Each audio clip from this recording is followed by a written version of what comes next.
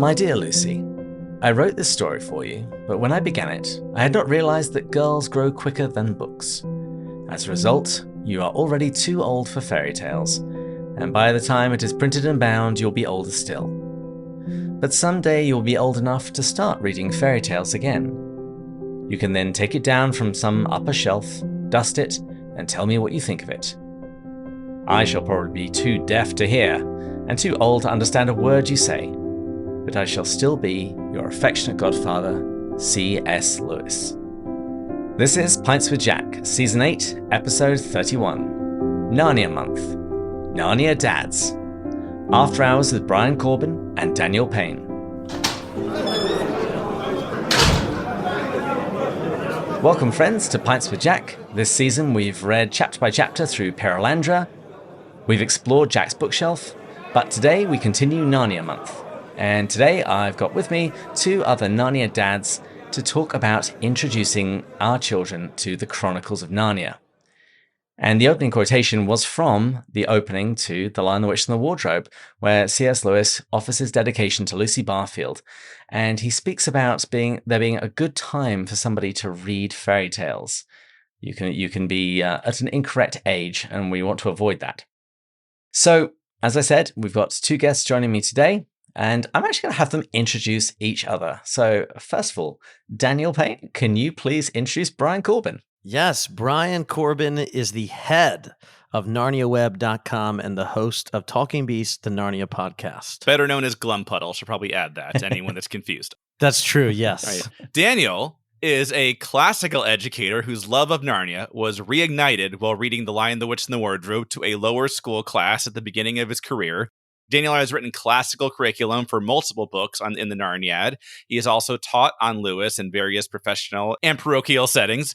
Daniel hosts and produces The Lamppost Listener, a podcast discussing imaginative works of children's literature. They will begin reading through The Hobbit this fall. Wonderful. That saved me a whole lot of work. Gentlemen, welcome back to the show. Hi. I'm so excited to be back here. It's been a while. Always fun to be together in The Eagle and Child with you. Back for another pint. Absolutely. So, quick catch up. What have you guys been up to since you were last on the show? Well, not much going on with Narnia movie news these days. But seriously, that was actually... For real, there is actually quite a bit going on with Narnia movie news. And there's casting stuff coming in, including a particularly controversial one. Yeah, things are finally happening. What looks to be an adaptation of The Magician's Nephew is coming out Thanksgiving next year. So things are definitely hopping over at Narnia Web. And Rose Tree and Icarus and Impending Doom have just been keeping the news page from just going up in flames. And it's just been really exciting to, after 14 years since Dawn Treader came out, to actually have real stuff to get into. I don't think it's a coincidence that when we get a new pope, he takes the name Leo. It's like clearly signaling that the Lion is on the move. Coincidence? I think not. Exactly. He's coming. The Lion is coming back to the silver screen somewhere soon. How about you, Daniel? I'm trying to think the last time you and I talked. Matt and Phil and I talked together, I think last season for y'all. But since the last time you and I talked, we finished over on the Lamppost Listener.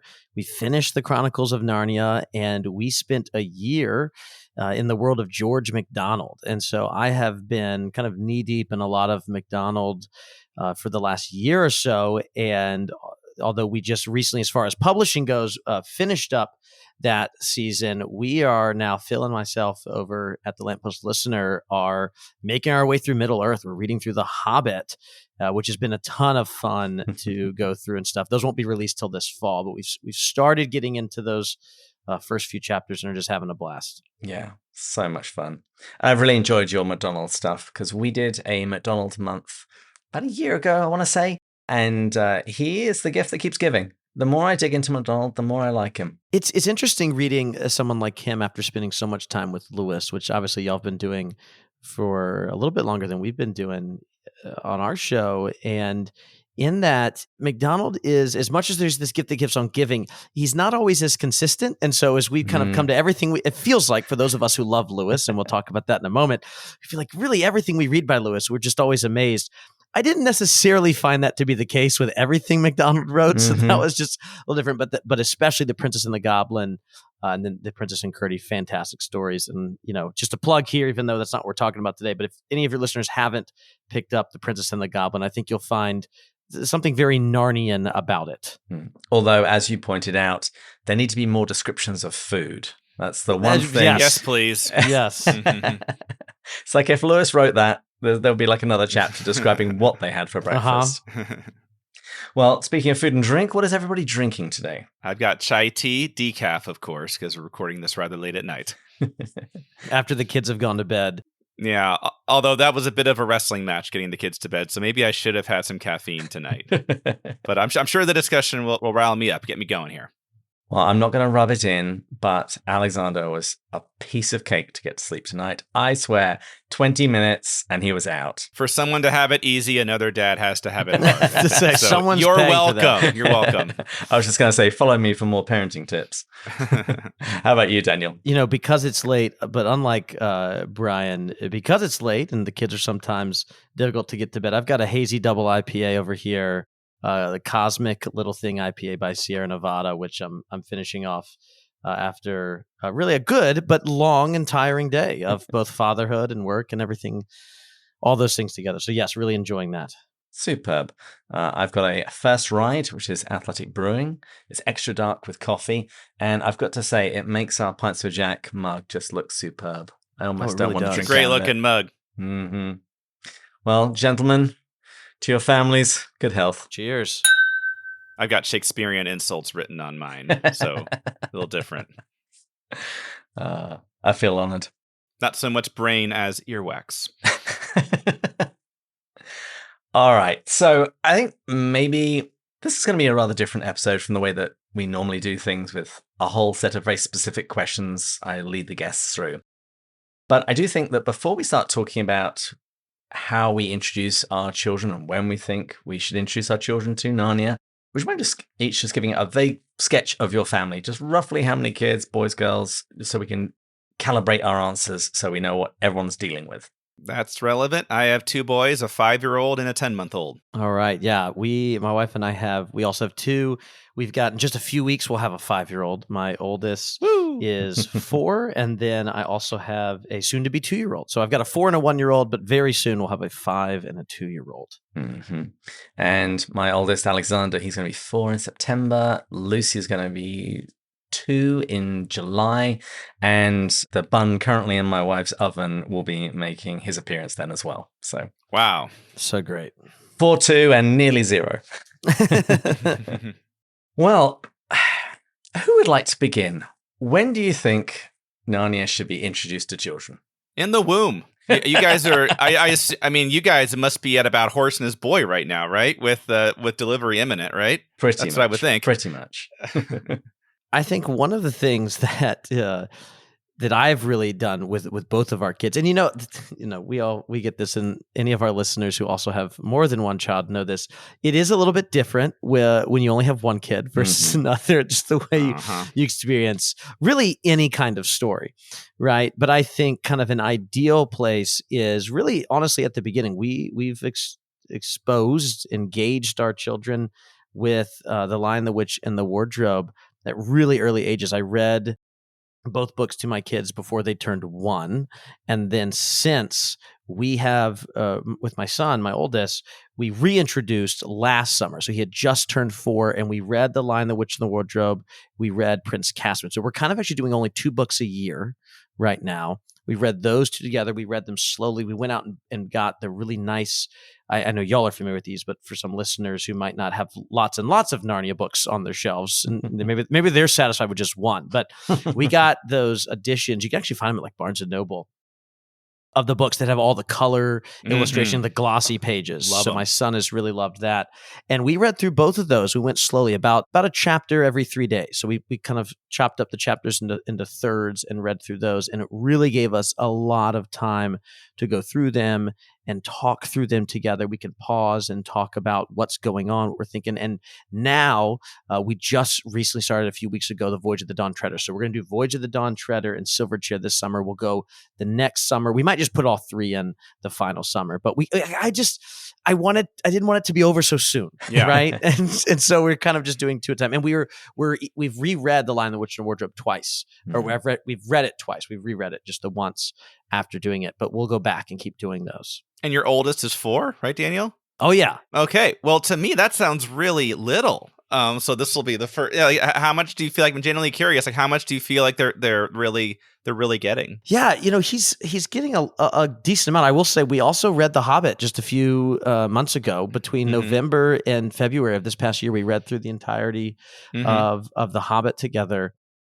And this is, one of the things. My background is in education. That's what I do during my day job, and this is not Daniel's a teacher, so he can just kind of do these things, or my son's really smart. Neither. I mean, I like to think he's a pretty smart guy, and I am a teacher, but that's actually not necessarily the case of why this is necessarily, I think, for many people, a great age. I think 4 or 3 or 4, probably, I kind of feel 4 is a great age to engage students, or our own children, I should say, with these stories, because the goal when we're reading beautiful stories like these, stories that are good, that have truth to them, that are lasting. Although these books, at least for someone in my field, are relatively new books. I spend a lot of time reading books that are centuries upon centuries old, right? But although these books are relatively new, I think all of us would agree around this table, and also your listeners as well, that, these will be books that people are reading hundreds of years from now. We know that these are going to be books that will stand the test of time.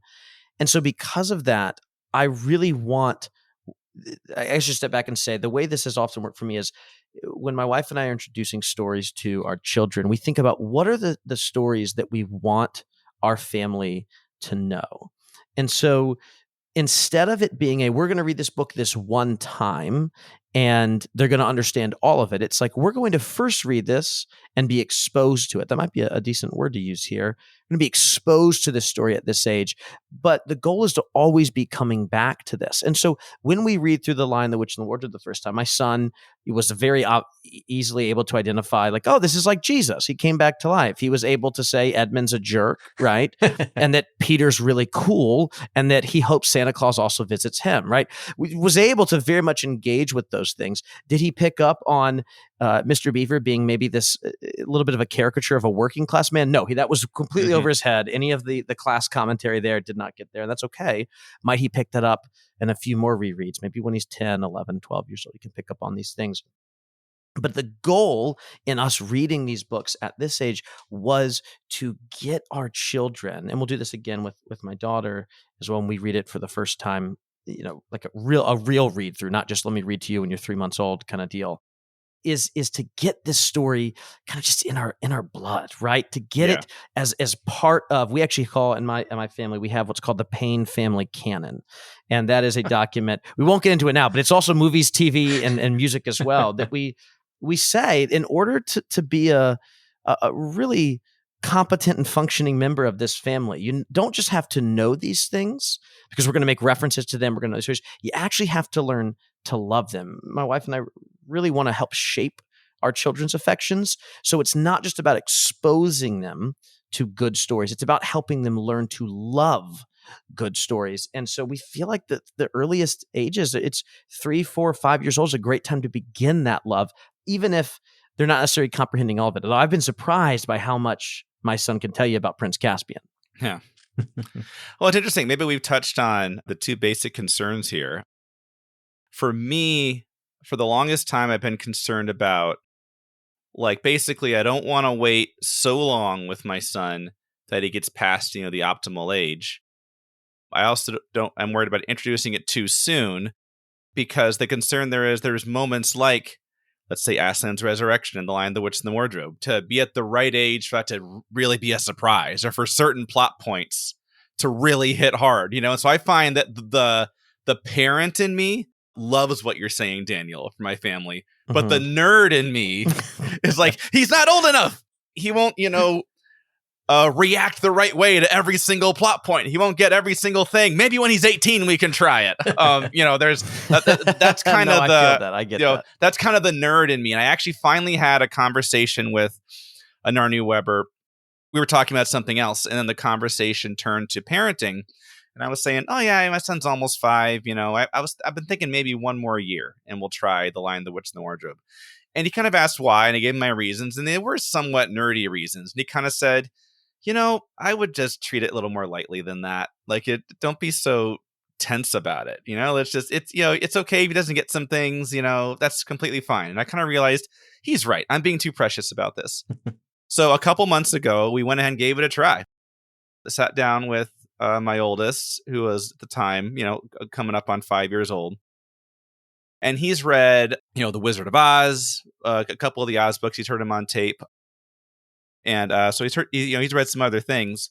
He was, in short, he was really into it, but the White Witch was just too scary for him. He was just, he kept saying, skip this. And I was like, well, how far do you want me to skip? And he was like, well, skip to where, everything's okay. And it was very clear that he wanted me to skip to the end of the book, basically. So, but he was very into it. Like when Lucy, when Tumnus was telling Lucy, I'm crying because I'm such a bad fawn. And would you believe I'm the kind of fawn that would, pretend to be friendly with a little girl, but actually take it to the witch? And he actually sat up, and I thought he was going to ask me to stop right there. He got really, really concerned. So we pushed through that. He was very, very invested in loving it. But when the White Witch showed up, and it was right at the moment I said her face was white, and he realized it was the White Witch, that he said, stop, skip this. So I'm thinking we're going to try again. Maybe later this year when we come up on Christmas here, maybe we'll try again. So now maybe it's this sort of paradox. Maybe if I tried a year ago, maybe he would not have been as scared. He wouldn't have quite as felt that danger as much.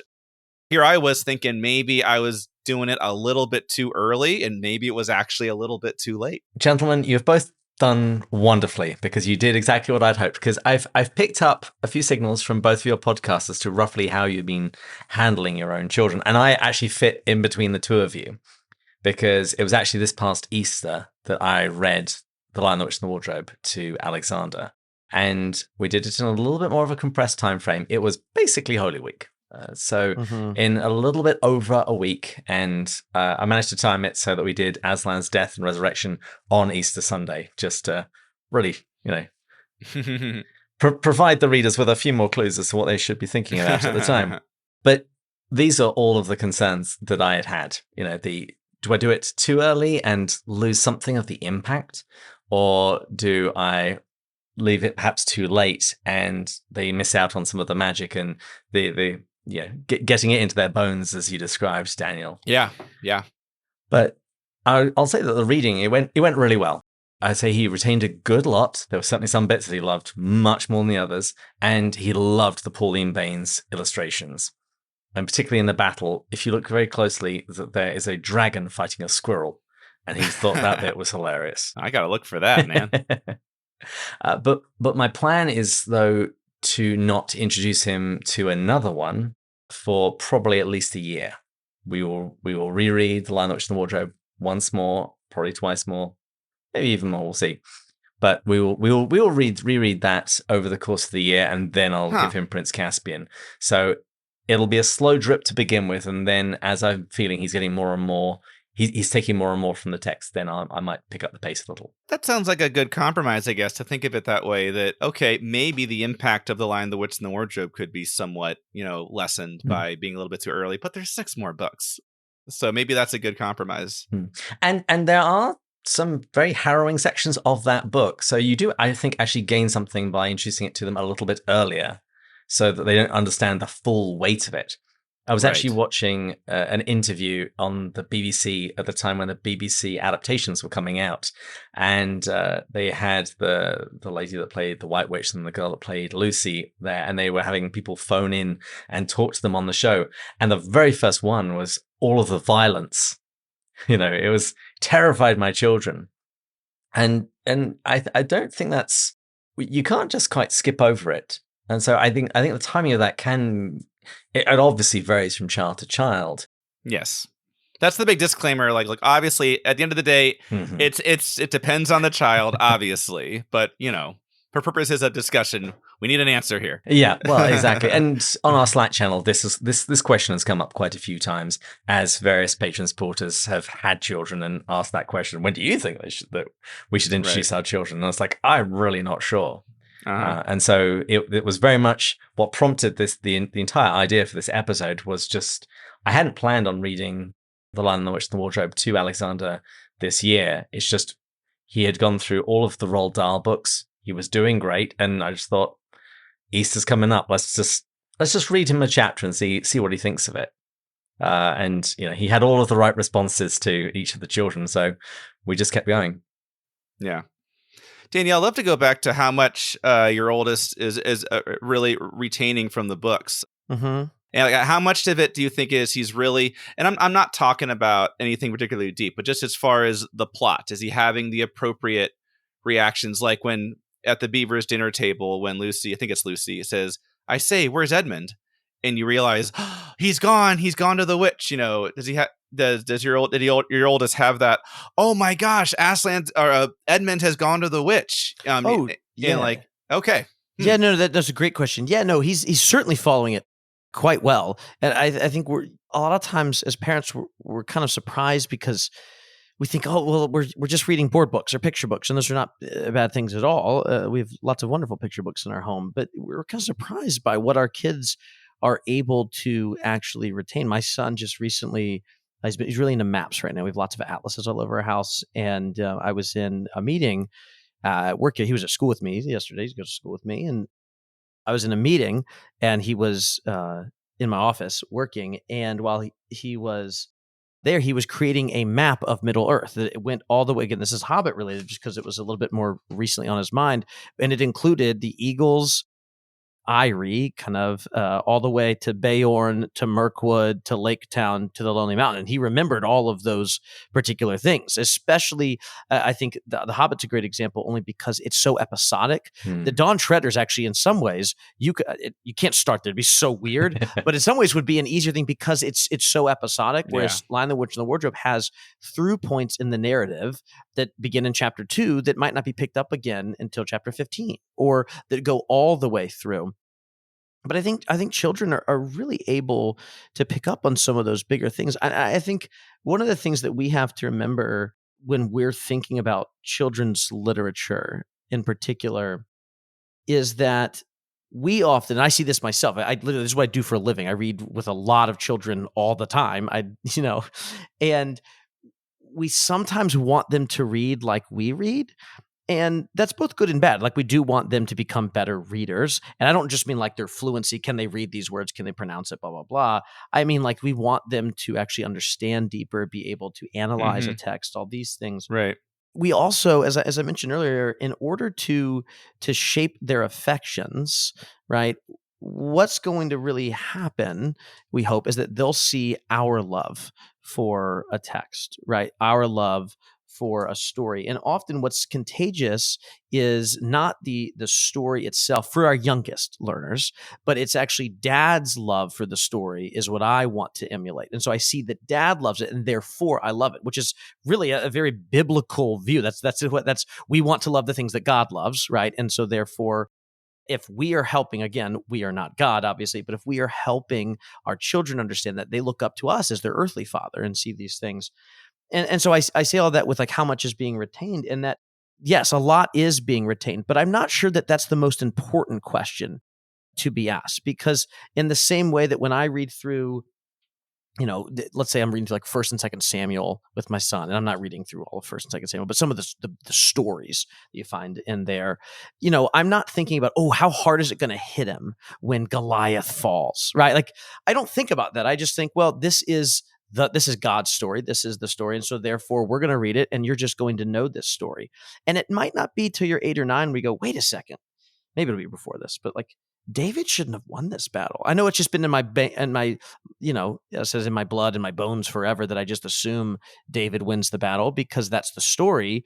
But then at one point I kind of read it, the 7th or 8th time and I go, wait, Goliath should have won this. Like what's going on here? In the same way that when Aslan came back to life, when we read through that in chapter, was that chapter 15 of Wardrobe? 14, I think. 14. Okay. Wasn't called out. They my son wasn't surprised because like, well, of course he comes back to life. Right? Because he actually is at the age where there isn't an assumption other than like Uncle Owen and Aunt Beru, all characters don't die, right? So like, and so he just assumed that came back, and that's okay. That he didn't feel the full potency of that necessarily. In the same way that when he hears the story of the resurrection, it doesn't hit him. He has not been fully catechized in a way that he goes, oh, this is what it means this is what Christ resurrected. Here's the way it's fulfilling this. Like one of my son's favorite things to do this Easter was tell everyone that the curtain tore in two when Jesus died.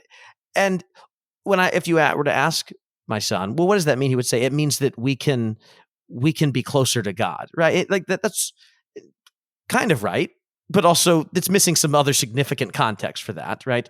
He's not putting it in the context of the Old Testament or the kind of ancient Jewish tradition there as well, but he's still able to pick up on those big things. And as he gets older, that will hit him. And I think Lewis uses this word, that full potency will hit him. And it's okay if he doesn't quite get it all there. It's okay if he is going step by step. Does he understand the story? Absolutely. Right. Like my son really loved the Telmarines. He thought they were really fun. He loved the idea that they were maybe pirates and was thinking about all these things. And I kind of told him that part before we were like, these people used to be pirates and they got their way into Narnia. But he was very much enamored with, he figured once I said that, hey, maybe on the island, the Pevensies are in a different time. He's like, maybe this is Cair Paravel, right? Like he's able to pick up on those things. I think a lot, and that's again, I love my kid. I think he is great. That's not my kid special. That's actually, I think a lot of people would be surprised by how much their children are able to retain in this. I mean, think about where we were with education hundreds of years ago. We had, 5 and 6 year olds memorizing, all kinds of books, or like the first 5 books of the Bible, all these kind of things. Our kids can do a lot more than we realize. By the way, you were right. It is chapter 15. My bad. Oh, I know I was. I just wasn't going to, correct y'all to be nice, but I know I was right. You guys do more of the chapter by chapter approach. It's great. Yeah. I think what I was getting at with the question of retaining is one thing I've been trying to figure out how to deal with my oldest is he wants to know every little thing. Like with Lion, the Witch, and the Wardrobe, he hears by Jove, what's that mean? We have to stop and have a discussion about what that means. I mean, and there's a lot of that in the Lion, the Witch, and the Wardrobe. It was written in the 40s. There's a lot of, they're using that word a little bit differently or something. And even in audiobooks now, we try to hear, he's starting to get better, but he'll want to pause it every 30 seconds, say, what does that mean? What does that mean? And it's sort of like, I don't want to discourage him from asking questions. That's great. That's great that he wants to know what that means. But there comes a point where it's like, you just get the gist of it or intuit it from context, and so trying to find that balance, because we're dealing with some of that with Lion, the Witch, and the Wardrobe, just the first 3 chapters of stopping every 30 seconds and wanting to have a long conversation. But totally agree with the essence of what you're saying. Yeah, that makes total sense. And I do think one of the things that I think is helpful in that I'll use both with students and I use with my own children is when you get those questions. Because again, we want our own children to wonder about things. Right. And the fear is we don't want to just say, don't worry about it. And they're like, okay, I don't now. Right. Yeah, exactly. That's not what we want to do. Right. And well, so what I'll sometimes say, by Jove is a great example. Like you're not going to say, well, technically this is a phrase that's first introduced in Shakespeare in the late 16th, early 17th century. And he's doing it because Queen Elizabeth had banned the use of the word God on stage as an exclamation. And so he's going to be like, well, who's Shakespeare? Who's Queen Elizabeth? What's an exclamation? What's an explicit word mean? You don't have to do all these things, right? What's an interjection? Okay. You have to say, oh, that's a great question. I wonder if we can find out soon. And we'll just keep. And so once I've done that a lot where I say, oh, that's wonderful. Let's find that out. I always don't want to push down the curiosity. I like using the word wonder here, like pushing down the wonder about something. But I actually don't want to hyper analyze a story with both my students and with my own children. And I think about one of the words we use in the work that I do. We talk a lot more about synthesizing stories. So kind of a more pre-Enlightenment view of reading. And you think of instead of like going, let's go make sure we know what all these things mean, do we actually get it's kind of funny because in some of it, it's actually this old thing, but it sounds very like postmodern, like you're like, maybe like hippie neighbor down the street or something like that, where it's like, you kind of just want the vibes of it, right? Like, and that sounds so goofy and silly and postmodern, but in some ways it's like, do you understand the atmosphere? And that's really the more appropriate term I would use, the atmosphere of the story. And by Jove, Peter's expression of by Jove won't actually matter as much if you're understanding do you get the coldness, the almost the desolation there in the frozen landscape, right? That frozen world is a desolate world. But when spring comes, right, our children, a 2-3-year-old knows flowers are growing. Right, I mean, a 2-year-old can figure that out. My son, just a few weeks ago, or months ago, whatever, the first official day of spring, he wakes up in the morning, runs to the window, looks out the window, and goes, "Oh, where are the flowers?" Just like the first snow, it'd be this overnight thing, and so that's all he's been talking about every day since. Is okay, there's some more flowers coming in finally. And so with the flowers, you think, okay, in chapter 11 and 12, as both Edmund and the witch and the dwarf are making their way through the melting winter, and then in chapter 12, as we arrive at Aslan's camp, there before we see Aslan, there's the anticipation, because we think of spring as being this anticipation of the life coming. And does my son necessarily understand the actual work going into that, like kind of the heavy lifting that Lewis is doing? Of course not. No. Does he feel the anticipation in the atmosphere of the book? Yes. And that is what I'm hoping for as we read it. And then as we get later, he can actually begin to maybe analyze it. Maybe it's 11 and 12. Oh, the use of spring here and the coming of a king. Spring makes the most sense. It couldn't be summer. It couldn't be fall. It has to be spring. But he doesn't necessarily need to know that yet, as long as he gets what spring is doing. It's funny when you mentioned the by Jove. Alexander would have said, "Oh, it's like the kappa element in romance, like those chapters of the Planet Narnia that you read to me, Father." I don't know what your kids thought of that, but you read Planet Narnia to him. Are we already there? Okay, well, that's a whole other discussion. But I actually do think Planet Narnia is actually a good point of contact here, because I didn't know about Planet Narnia until I was in my 30s. And it gave new life to those books. So it didn't matter the fact that I'd read them before. I read them and loved them as they were. Just as I got older, new layers revealed themselves to me. And Daniel, earlier when you were talking about, it's about imparting a love for it. I hadn't thought of it in those terms before, but I think you've hit the nail on the head as to why I wanted, more than anything else, just to read them to my son, so that he can understand that Daddy loves this. And I think you're going to love it too. And one of the things that hopefully goes without saying, but it can make a real difference, is how you read these books to your kids. That they will pick up how much you love them. Are you using proper voices? Are you sounding excited and shocked?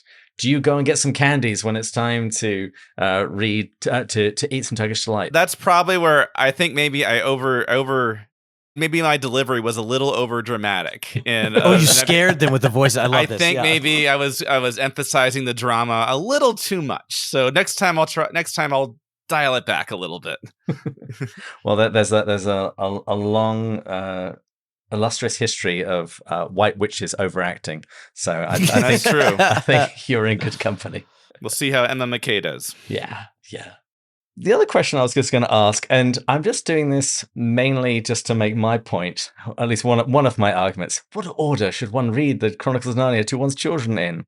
Well, here's the thing. Several weeks ago, when I tried to read him Lion, the Witch, and the Wardrobe, we still weren't 100% certain what movie Greta Gerwig was going to be working on. Now we're pretty sure it's going to be The Magician's Nephew. So I really think that changes a lot.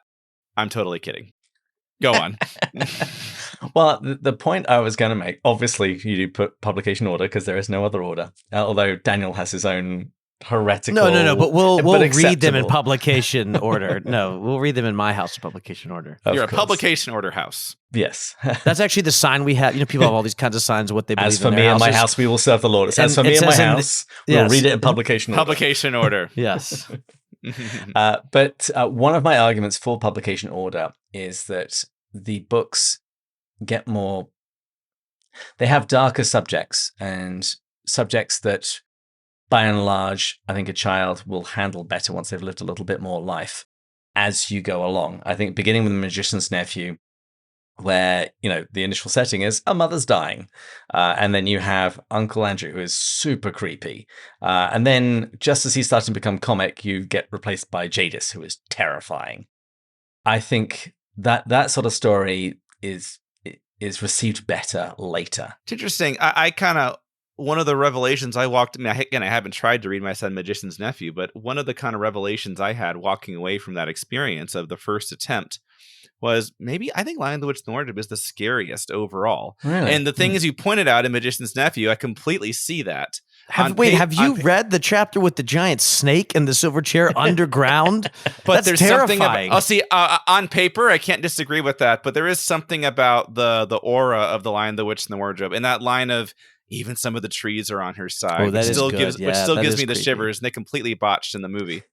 But there's something about, there's this real sense of danger lurking around every corner line, The Witch and the Wardrobe. And there's, even when Lucy meets Tumnus, I think it's another thing they kind of missed in the movie adaptation. I think it's kind of spooky. Mm-hmm. And it's this unknown world, and Lucy's very vulnerable, and as friendly as he is, it's also, this is a spooky forest where you can't, it's dark and cold.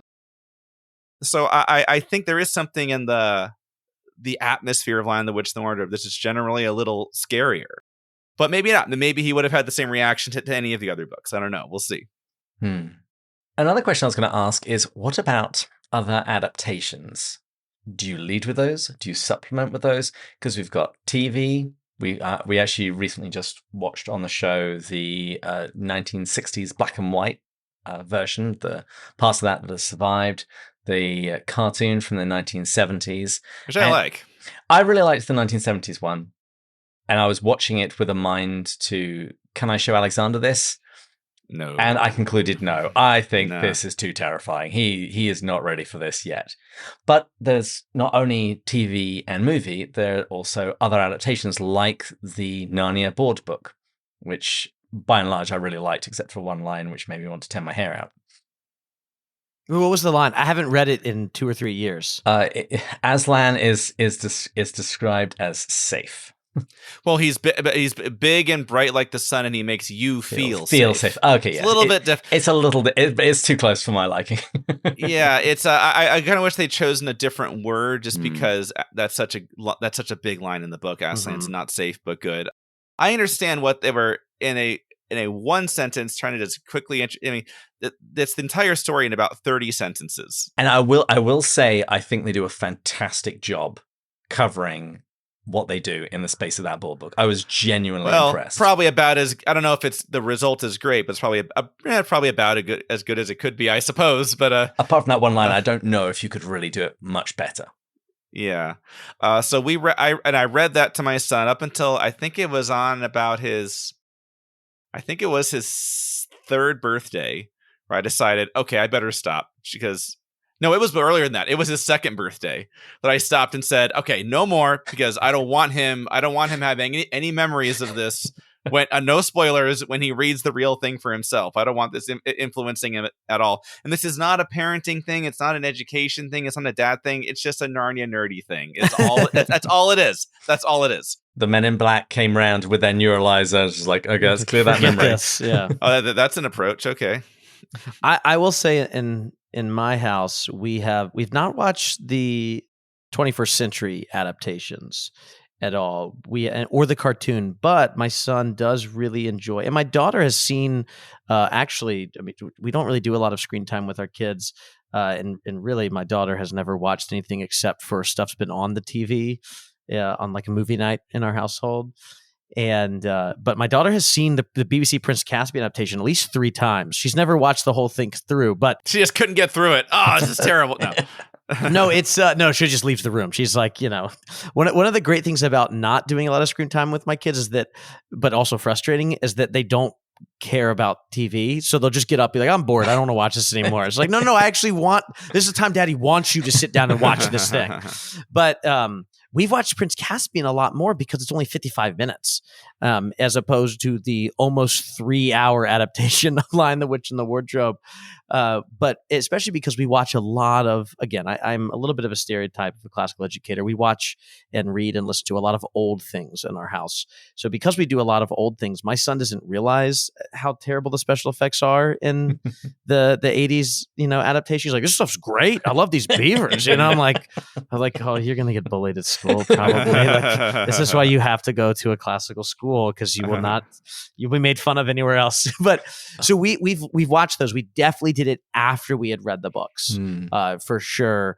We'll probably do, the only reason we haven't done 2005's Lion, the Witch, and the Wardrobe, which we're definitely ready for, I'm more than happy to watch them, is because we didn't get around to it this Christmas. And I'm like, I want to introduce it at Christmas time, because I want it to be a Payne family tradition that we watch it at Christmas. And we can watch it other times too, but I want it to be kind of a Christmas tradition for us. So we'll wait again until then. But I certainly fine watch those. And my son doesn't get particularly, I mean, he's watched the original trilogy of Star Wars so many times that, I mean, that's after seeing the Gamorrean guard get eaten by the Rancor, he's going to be like fine with the battle scenes and Lion, Witch, and Wardrobe. I do love the fact that you're thinking of doing that at Christmas. Because I was actually talking to my wife just before this, and I was saying, I think I definitely want to read him Wardrobe at least next December. Like with the first snow, that's going to be my signal that we're going to do it again.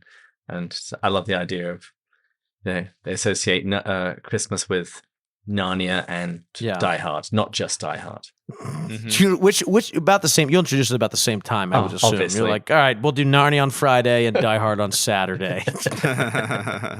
Well, we're starting to run down a little bit on time. Is there anything else that you think about this subject, introducing your kids, concerns you've had, ideas you've had, things you've heard other parents do? Well, I hear stories about people starting with Magician's Nephew.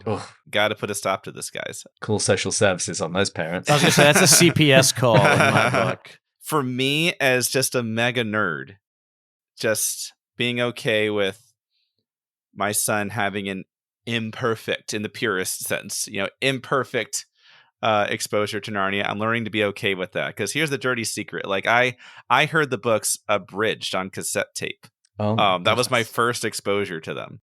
Well, not my very first. I have vague memories of seeing bits of the BBC version growing up. And then I heard them when I was probably like 7 or 8 or so, abridged on cassette tape, and then finally discovered the actual books when I was about 12 years old. And I think it still turned out fine, and I love them. I am learning to lighten up a little bit, and it's okay if it's not perfect, and he'll have his own unique Narnia story, the way he discovered the books, and I have mine, and I think the books are well written enough and powerful enough that they can survive even spoilers or some inferior adaptation coming first. I think that they're still powerful enough to where they can still stand through all that. Well, and what you're speaking to, Brian, is a little bit of what we were talking about with one wanting to kind of have our children emulate the things that we love, which is that, your own, first relationship with these books was not the perfect way to do it. I think about, I was mentioning Star Wars. People listen to our podcast know I'm a big Star Wars fan. And I first watched, when I was a kid, I watched A New Hope and then Return of the Jedi. And then like 3 years later, watched Empire Strikes Back. So like the reveal of Darth Vader was just like, we just all knew it at Return of the Jedi. I just like, and that's one of those things where it never impacted my love of the story. And so good storytelling is good storytelling at the end of the day. Exactly. Like, we've talked about on our show before that it's not that I want to go around and spoil everything, but also at the end of the day, we probably focus a lot on spoilers when really, good storytelling, spoilers don't, like, if before you read Hamlet that everybody but, Horatio dies, it doesn't matter. Like, that's fine. In fact, when I was teaching Hamlet to middle schoolers, I taught medieval literature for a few years. We read through Hamlet. I would tell everyone, here's all the people that are going to die. I actually want you to know this. It'll actually impact your reading, and it's fine. And I won't tell them how they'll die. So like Polonius gets stabbed behind a curtain. They're like, that was not how I had expected that this was going, right? They just didn't, they didn't think of it happening this particular way. But I think one of the things that's important is about we're not passing on the stories to the relationship that our kids will have with the story. We can't actually affect that as much as we want to, because it's still their relationship with the story. What we can actually help affect is how much they love a story. And so because of that, I think, these things are important that we're thinking through. I almost sometimes have to turn off the nerd hat and actually just do the dad hat, which is a much more my role as a father is about telling both of my kids what is worth loving, what is worth caring about. St. Augustine talks about on Christian doctrine about the ordering of our loves and the ordering of our affections. And I think a lot about that's my role as a father. And it's not just about ordering our the virtues that God has given us. It's actually about also the stories, which stories are more important. It's funny. I think some people, we let our kids watch. Well, Martha hasn't. My youngest hasn't yet, but she will. We'll let her watch Star Wars: A New Hope when she's 3 years old. We did the same thing with Harris, our son. And I know some parents would be like, that is way too young. That's terrifying. And I'm like, my kids will never be allowed to watch Trolls World Tour in our house. That to me is so much more formative in all of the negative ways than a couple of dead skeletons outside of the Lars homestead. And so I think for us, it's more about I want my kids to love the right stories. And I don't want my kid to be I just think Trolls is awesome. It's it's not. No one's going to know what that movie is in 50 years. People are still talking about Star Wars 50 years later. So it's kind of a similar thing. There's a kind of a selfish aspect of this too, because there's kind of two aspects of showing your kids something. There's the experience you want them to have, and there's the experience you yourself want to have watching them. And with Star Wars and maybe Narnia too, for example, it's maybe this is just selfish of me, but I want to watch his first experience with Star Wars or Narnia, and I want, so maybe it's no, he's not quite old enough. I want to watch him track with the story and in a certain way and react to certain things in just the right way. And I guess my 5-year-old, I'm I don't know if he would, I know with A New Hope, and I'm thinking about trying with him this summer. I'm thinking about trying original Star Wars this summer. But I do have a feeling it's going to be pausing every 2 minutes to ask about, wait. And I'd be well, the plans to the Death Star, this is, and... But Dad, who shot first? Well, that's an easy one. Han shot only, actually, is the new thing, because they fire at the same time in the latest version. So it's Han shot only is the new one. So yeah, there's that whole other aspect of it. And maybe this is selfish of me, but that's definitely an aspect of Narnia where it's I want to watch him at a certain age be able to process certain things. And really, I probably should be doing what Daniel's talking about. But selfishly, and the nerd in me is no, I want to wait till he can understand enough things and watch his reactions, because that's such a pleasure. It doesn't matter how many times I've read a book or how many times I've seen a movie. When I watch it with my son, it's I'm seeing it for the first time. And I love having that experience with him so much. I definitely get that. And when we were talking about, I don't think I've actually said this before on the show. I spoke about that I was read Narnia to keep me in the bath, but I first heard Narnia when my mum was reading it to my sister, because my sister was 4 years older than me. So I actually don't have a very clear picture in my head of, I remember when we did Wardrobe, Prince Caspian, Dawn Treader. I really don't. And I could have quite very easily have heard them out of order, because I was so young. But like you, Brian, I think I turned out okay. I don't even think we talked about on the show. I don't know that I had read all the Narnia books. I definitely never had read The Horse and His Boy until I was an adult. And I'm pretty sure I distinctly do remember reading The Last Battle as maybe the second or third book. So I read them completely out of order, But I do understand the wanting to share that moment. Star Wars, I was going to bring this up anyway, so I'm really pleased that it came up, because for me, that's another one of those sacred things that I have pretty carefully planned out how I'm planning on to do it. Despecialized version. We own those on Blu-ray. Maybe I shouldn't have said that. I think now it's 4K 7.7's the new one. Yeah. We have the despecialized on Blu-ray, which maybe I'm not supposed to announce because that might not be legal, but that's what we use. So my son actually hasn't seen the special editions. I actually printed out the custom fan artwork that's really good, where they took the original VHS release and just made it work for a Blu-ray case. I have those too. I love it. Love it.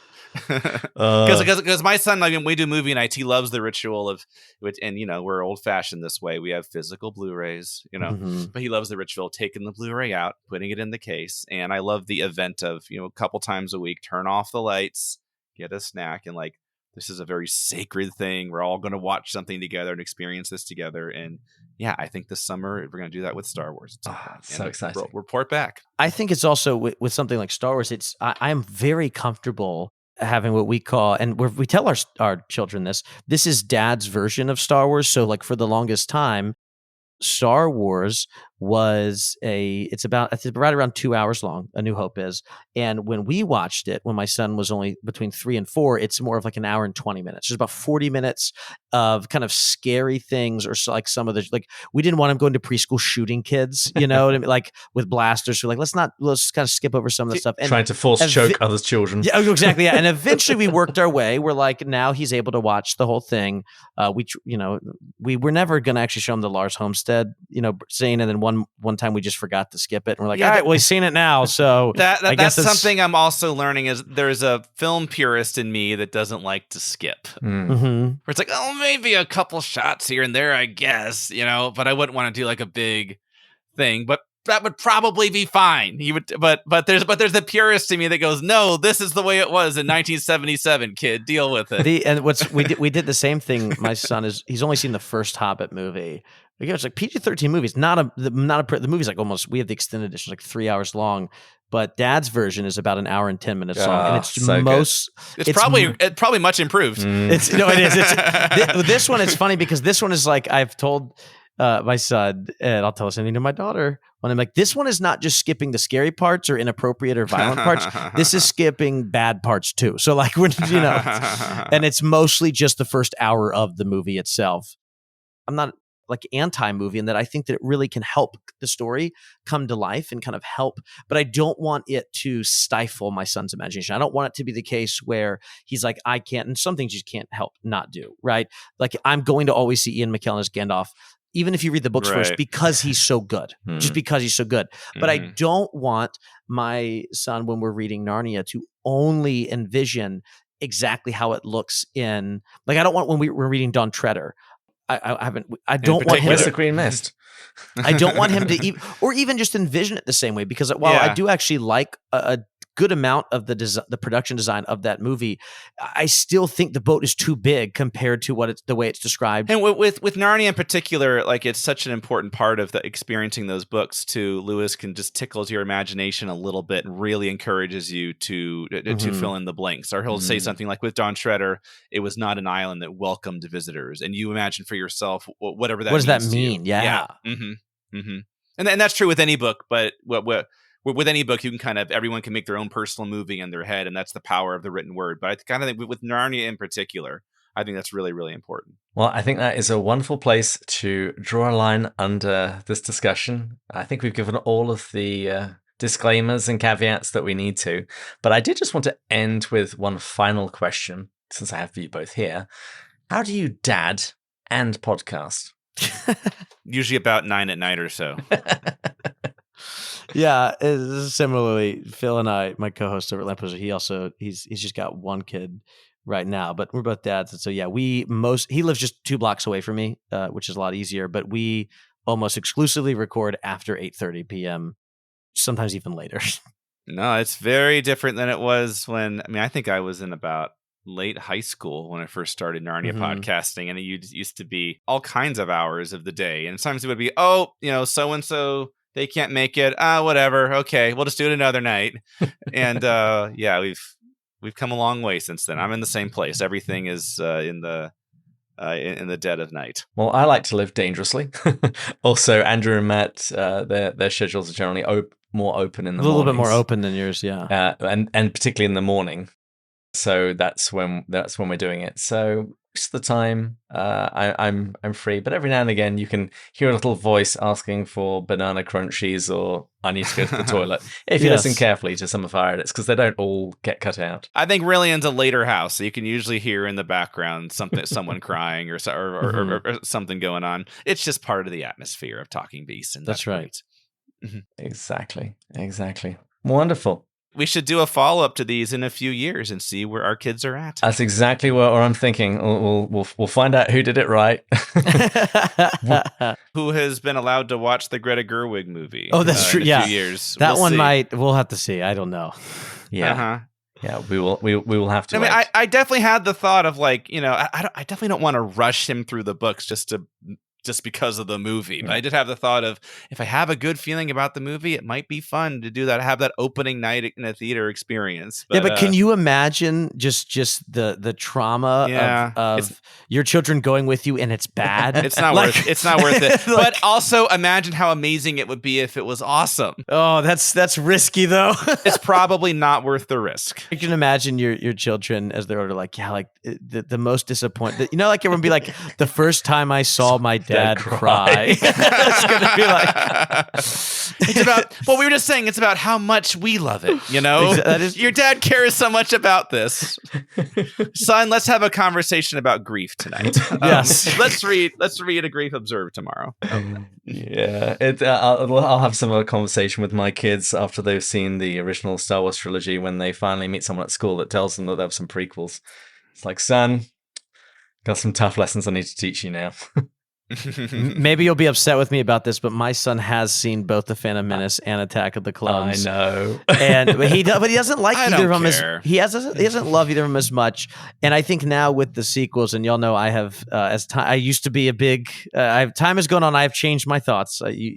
You were right, but he has no idea about those existing for the most part, and so I'm more than okay with like, you know what, just go like Jango Fett. That's fine. The movie's not great, but there's some cool stuff there as opposed. Phantom Menace was the first Star Wars movie I ever saw. My dad told me on the way to the theater that the little kid you see in the previews becomes Darth Vader. And I was like, oh, Darth Vader, I think I know who that is. And he gave me his 5-minute summary of everything he could remember from Star Wars, which wasn't much. So that was my first experience with Star Wars. Well, actually, just before we close out, that was one thing I had meant to mention earlier. I actually introduced Alexander to The Hobbit, but when we have bedtimes, he gets read some books, and then we turn out the lights, and I'll lie with him for a little bit. And he went through a phase of always demanding a story. And I told him every single fairy tale I could possibly think of. And so I just started telling him the plot lines to movies that I really enjoyed. Yes. But slightly tweaked. I've done this before too. Yeah, slightly tweaked. But we went step by step through The Hobbit from my memory, which is also kind of terrifying when you realize actually how much you did forget about it. But that is another viable entry into the canon of great literature, I think. Mm-hmm. But gentlemen, thank you so much for coming on the show. As we wrap up, can you please tell people where they can listen to your podcasts? And you can mention what you're talking about at the moment if they tune in a month or so. Sure. Go to narniweb.com. The podcast is called Talking Beast, the Narnia podcast. And we're currently mostly reacting to Narnia movie news, reactions to casting announcements, speculating about what they'll be doing with The Magician's Nephew, etc. But we're also in the middle of a chapter-by-chapter commentary on The Last Battle, which Daniel's long past. We started our commentaries like a decade ago, and I don't know if we're ever going to get through them. But yeah, that's what we're up to right now. So it's narniweb.com. The podcast is Talking Beasts. Yeah, and for us over at the Lamppost Listener, we take a break during the summer. So we wrapped up, as I mentioned earlier, The Princess and the Goblin. And in there, we kind of we read a little bit of Tolkien's, one of his last works of fiction, Smith of Wootton Major, which has some relations to George MacDonald. But now we're going into The Hobbit this fall, and we'll go through that one chapter at a time. Have a couple other fun surprises along the way. We definitely will talk about the Hobbit movies, which I think the Voyage of the Dawn Treader is better than all of the Hobbit movies, honestly. And I don't really? like the okay. We can debate that another time, but just a parting jab on the way out here. Wow. It's more about how much I dislike the Hobbit movies, honestly. But we'll do some of that. And yeah, it's going to be a ton of fun. We're so looking forward to getting into Tolkien and diving more into Middle Earth. And then we'll have another book after we finish that. So it'll take about a year for us to go through The Hobbit. Well, if you like podcasts that don't take the summer off, we're going to be carrying on producing episodes here at Pints with Jack. We have the rest of Narnia month, and next month is going to be Charles Williams month. And after that, we're going to wrap up, have our finale, and hopefully I will have recovered from having another baby. My wife as well. I hear the call for final drinks, so thanks to my guests, Brian and Daniel. Thanks to our intern, Julia, our sound engineers, Taylor and Sarah. our Patreon supporters, particularly our top tier supporters, Dan, Jody, Robert, Mark, Rowdy, Angela, David, Peter, Kate, James, John, Sarah, Rebecca, Megan, Brian, Joanne, Kelly, Stephen, Gary, Kay, Paul, Becca, Shane, Thomas, Amanda, Joelle, Erica, Matt, James, Bud, Aldo, Kevin, Mark, and of course, all of you for listening. We pray for you each time we release an episode. And if you've enjoyed this episode, maybe read some Narnia to some age-appropriate kids. And please join us again next time when we'll continue going further up and further in. Cheers. Cheers. Cheers.